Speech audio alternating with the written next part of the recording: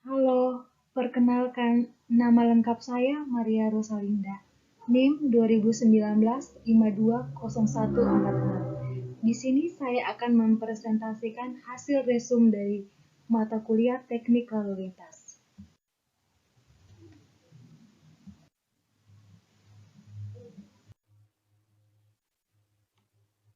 Berikut materi yang pertama, rekayasa lalu lintas. Rekayasa lalu lintas merupakan serangkaian usaha dan kegiatan yang meliputi perencanaan, pengadaan, pemasangan, pengaturan, dan pemeliharaan fasilitas perlengkapan jalan dalam rangka mewujudkan, mendukung, dan memelihara keamanan, keselamatan, ketertiban, dan kelancaran lalu lintas. Perancangan transportasi meliputi studi transportasi regional, jaringan jalan, sistem transportasi, peningkatan dan distribusi lalu lintas, serta dampak lingkungan.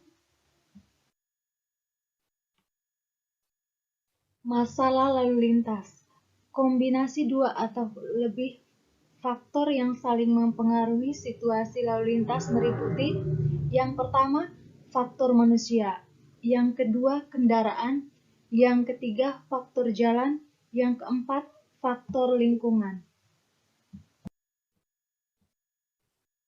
Materi yang berikut arus lalu lintas. Arus lalu lintas adalah alat untuk memahami dan menyatakan sifat arus lalu lintas.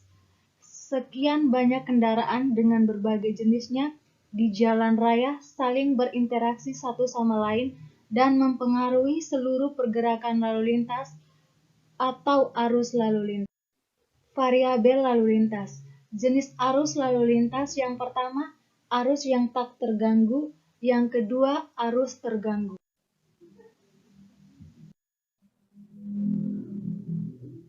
Parameter arus lalu lintas. Yang pertama speed, yang kedua volume, yang ketiga flow, yang keempat peak hour factor, yang kelima kerapatan.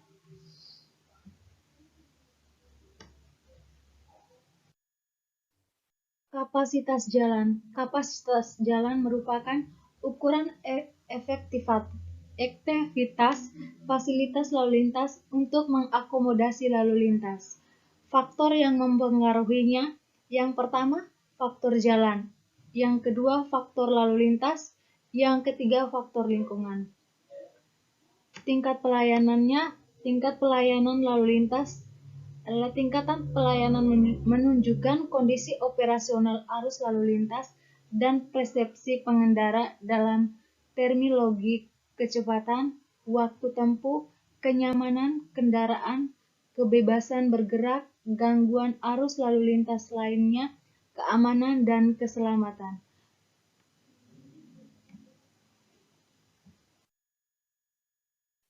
Materi manual kapasitas jalan Indonesia. Yang pertama, MKJI sebagai manual untuk kegiatan analisis, perancangan, perencanaan, dan operasional fasilitas lalu lintas jalan merupakan produk hasil penelitian yang dilakukan secara empiris di berbagai tempat yang dianggap mewakili kondisi karakteristik lalu lintas di wilayah Indonesia. Penggunaannya perancangan, perencanaan, analisa operasional. Yang berikut kinerja ruas lalu lintas. Yang pertama, jalan perkotaan; yang kedua, jalan luar kota; yang ketiga, tipe ruas jalan. Karakteristik jalan. Yang pertama, karakteristik geometrik. Ini dibedakan menjadi 6 bagian. Yang pertama, tipe jalan; yang kedua, lebar jalur lalu lintas; yang ketiga, kerep; yang keempat, bahu; yang kelima, median; yang keenam, elinemen jalan. Tipe-tipe perhitungannya: kecepatan arus bebas, kapasitas, derajat kejenuhan, kecepatan pada kondisi arus sesungguhnya, dan arus lalu lintas yang dapat dilewatkan oleh segmen jalan tertentu dengan mempertahankan tingkat kecepatan atau kejenuhan tertentu. Yang berikut, materi andalalim. Maksudnya antisipasi dampak lalu lintas akibat perkembangan yang dilakukan. Tujuannya yang pertama, prediksi dampak lalu lintas. Yang kedua, menyelaraskan tata guna lahan, jumlah dan lokasi akses, serta alternatif akses. Yang ketiga, alat pengawasan dan evaluasi manajemen lalu lintas. Faktor untuk menentukan kawasan yang berpengaruh. Yang pertama, pusat perbelanjaan. Yang kedua, perkotaan dan industri. Yang ketiga, pemukiman. Tahap andalalim. Yang pertama, pada saat pengajuan izin mendirikan bangunan. Yang kedua, dapat mengubah rencana pembangunan yang dilakukan. Yang ketiga, masa berlaku dokumen terbatas, yaitu 2-5 tahun.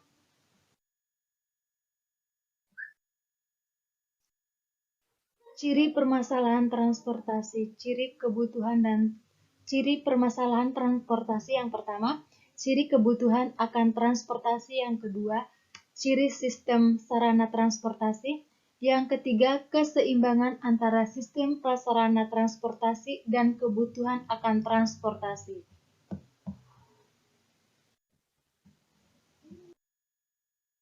Faktor dalam pemodelan transportasi yang pertama, spesifik model itu dibagi menjadi beberapa bagian. Yang pertama, struktur model, bentuk fungsional, spesifikasi PUBA. Yang kedua, kalibrasi dan pengasbanan model. Yang ketiga, definisi dalam permodelan. Materi yang berikut, analisis kebutuhan parkir. Parkir merupakan keadaan di mana kendaraan tidak bergerak dalam jangka waktu tertentu atau tidak bersifat sementara. Aktivitas suatu pusat kegiatan akan menimbulkan aktivitas parkir kendaraan yang berpotensi menimbulkan masalah. Antara lain, bangkitan tidak tertampung oleh fasilitas parkir di luar badan jalan. Yang kedua, tidak tersedianya fasilitas parkir di luar badan jalan sehingga bangkitan secara otomatis memanfaatkan badan jalan untuk parkir.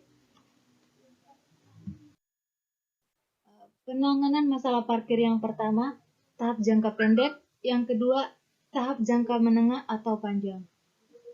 Kebijakan parkir, yang pertama, menentukan suatu kompromi antara banyaknya ruang kerep yang diperuntukkan bagi kendaraan yang bergerak. Yang kedua, membuat persediaan untuk parkir kendaraan pengantar barang parkir singkat dan lama.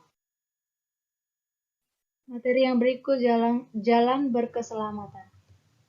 Jalan berkeselamatan didefinisikan sebagai jalan yang memenuhi 3 aspek, yaitu regulating route, self-explaying route, serta forgiving route. Manajemen lalu lintas. Yang pertama, tujuan manajemen lalu lintas untuk mengelola sumber daya yang ada secara efisien dan efektif. Tugas manajemen lalu lintas yang pertama, untuk memanfaatkan infrastruktur jalan yang ada untuk mencapai kapasitas optimal melalui pengubahan konsep dan strategi serta kronologis dalam mengontrol dan mengatur lalu lintas. Yang ketiga, marka dan rambu.